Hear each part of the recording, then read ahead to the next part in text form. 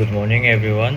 Today I will be present a case study on the Palm Center, or as the long version or the long name was Pertuban Architect Malaysia Center, which stands as a premier example how technology integration and enhance building performance.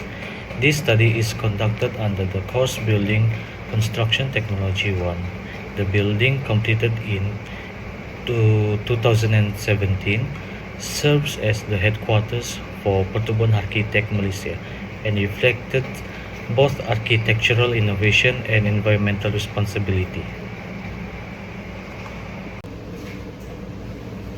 Okay, now I will begin my presentation on my study case.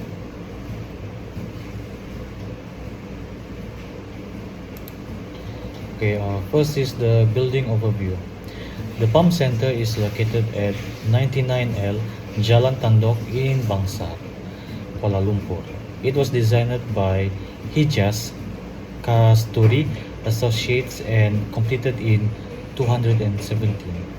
The center not only serves as an administrative function but also acts as a venue for exhibition, lectures, and architectural education.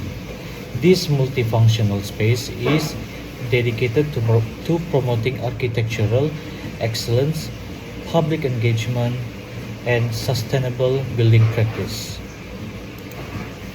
Okay, next is the sustainable architectural design. The architectural design of the Palm Center incorporates key sustainable principles tailored to Malaysians' tropical climates. The first is courtyard typology. Central courtyard acts as a thermal chimney and gathering space, promoting airflows and natural cooling. Second one is passive environmental strategies. Use of cross ventilation, overhangs, and shading to minimize energy use. Third is material use. Raw concrete and steel are exposed to reduce need for decorative finishes and embrace material honesty. Fourth is the double skin facade. Metal screen facade allows airflow and reduce solar gain without blocking light. Fifth is the spatial fluidity. Open design enables flexible usage for exhibition, forums, and collaboration. And lastly, the sixth is the indoor-outdoor connection. Blurs boundaries to create continuity with nature aligned with tropical design principles. Okay, for the next slide is the structural system. Okay, the structural system has 5 points, and that is the first one is hybrid frame design. Combined steel trusses for long spans and reinforced concrete for strength and fire resistance. Second is the structural honesty. Exposed beams and slabs become architectural features expressing the building's construction.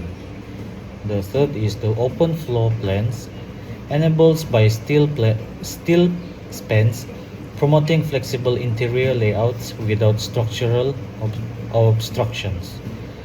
The fourth point is raised building. Building sits above ground on piles, enhancing ventilation under the structure and reduce heat gain. And lastly, the fifth is seismic and load efficiency. Reinforced concrete ensures robust performance against lateral loads and supports vertical loads effectively.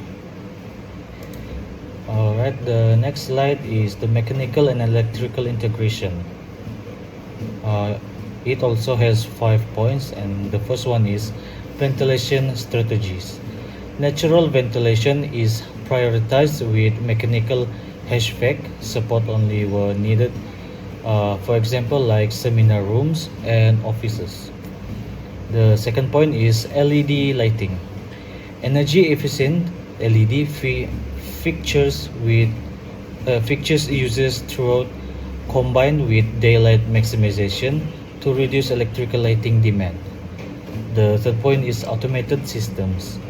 Occupancy sensors and daylight sensors control lighting and HVAC for energy conservation. The fourth point is emergency system. Includes fire detection, emergency lighting, and backup power system for safety and resilience. And the last point is smart distribution. Electrical layout is modular and upgrade ready, anticipating future tech integration, for example like solar PV. Alright, for the next slide is technology used in the building. To improve building performance, the pump center employs a combination of passive, active, and digital technologies. Okay, for the first combination is the passive technologies. It has 4 points, and that is the first, natural airflow. Maximize through strategy, orientation, and openings corridors, courtyards, and stairwells. Second point is sun shading elements. Perforated screens and deep eaves protect from direct sunlight while allowing ventilation. The third point is daylighting. Skylights and glass walls reduce artificial light use. The fourth is thermal mass. Concrete walls and floor absorbs and regulate indoor temperature. Alright, for the next is the active technology. It has 3 points, and the first one is efficient HVAC.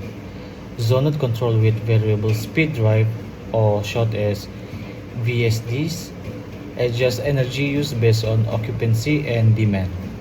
The second point is rainwater harvesting. Collects rooftop water for landscape irrigation and toilets. And the last point is grey water recycling. Reuse water from sink, showers for flushing and irrigation. The third one is digital technologies. It only has 2 points, and that is the first, building management system, or BMS, monitors HVAC, lighting, water usage in real time. Alerts for maintenance for improved efficiency. And the second last is the data collection. Support benchmarking, learning, and operational optimization. Alright, for the next slide is the building performance outcome. It has four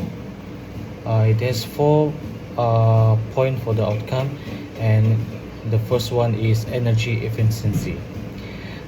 Passive cooling and lighting strategies result in lower operational energy needs. Automated system reduce unnecessary energy consumption. And the last one is BMS enables precise control and minimize waste. For the second point is water efficiency. It only has one explanation, and that is the reduction in municipal water deficiency through harvested and recycled water systems. The third point is environmental quality. Improve air quality from natural ventilation and comfortable temperatures maintained with minimal mechanical intervention. And the last point is operational flexibility. Open plan space adapt to changing needs, exhibition, events, and learning.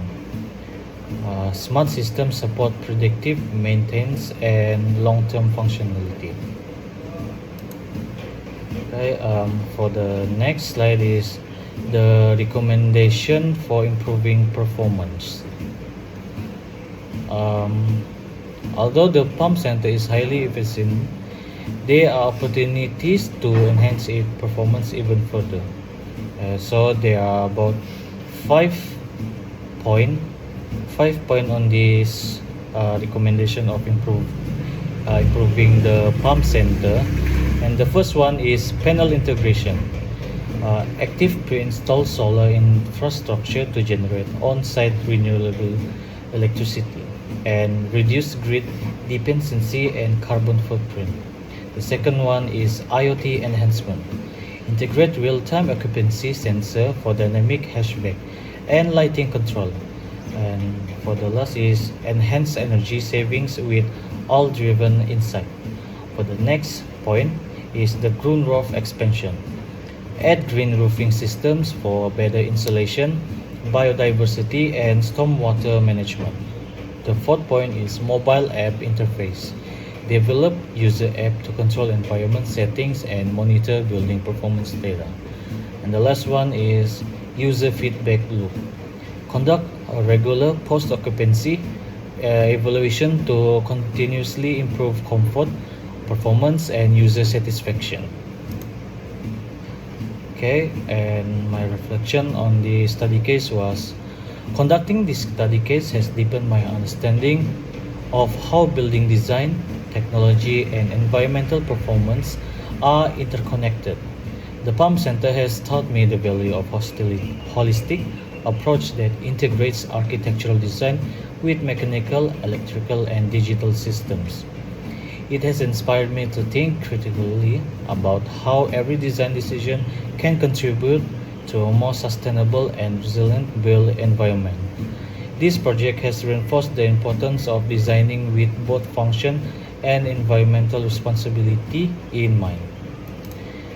And for the last slide, for the reference and acknowledgement, I would like to acknowledge the resources that contribute to this study, including online sources such as Living Asian and Bridgeway, and the course guidance provided by Enchi Muhammad Fakhrul Adli bin Abdul Razak.